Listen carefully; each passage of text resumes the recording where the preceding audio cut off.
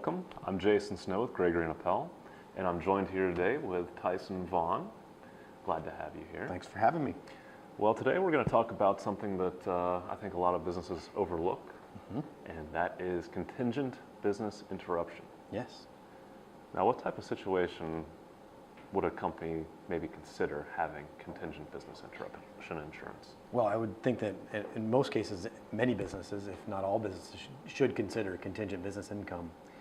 Business income is a loss of income as a result of a covered cause of loss.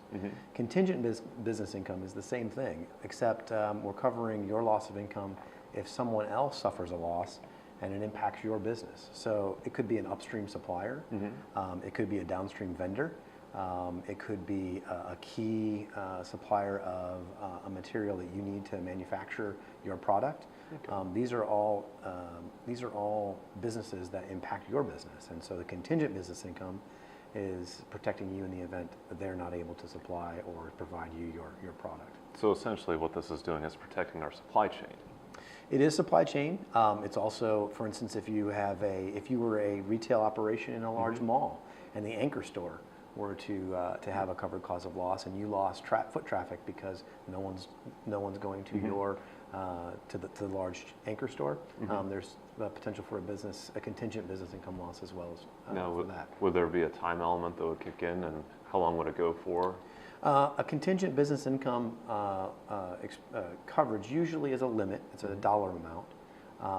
It is usually selected by the insurance or by your insurance agent or the buyer makes a decision on what that exposure is. And then you also have a determination of there's a deductible, but it also has to result in the same covered causes of loss that you might incur. So if you're not covered for flood or quake, or if you're not covered if you have a lower coverage form and it's not covered in your form, then it wouldn't be covered. So it has to be a covered cause of loss that's on your policy. That's interesting. So let's say there was a tsunami out in the Pacific somewhere. I would need to have that as a covered cause of loss on my insurance policy, even though I'm here in Indiana.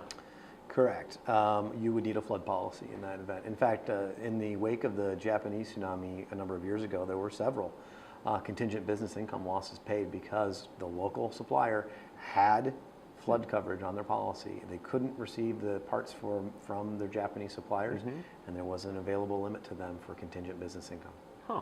I think that's amazing. I think it's definitely something that people should consider, obviously. Absolutely. And I think it's often overlooked. I mean, being here in Indiana, you don't really think about that too much. You don't think about the things that could happen from your suppliers, because you think, well, what's the worst that could happen? We'll be shut down for a day. So, yeah. Well, I appreciate your time here today, Tyson. Glad to help. Yeah.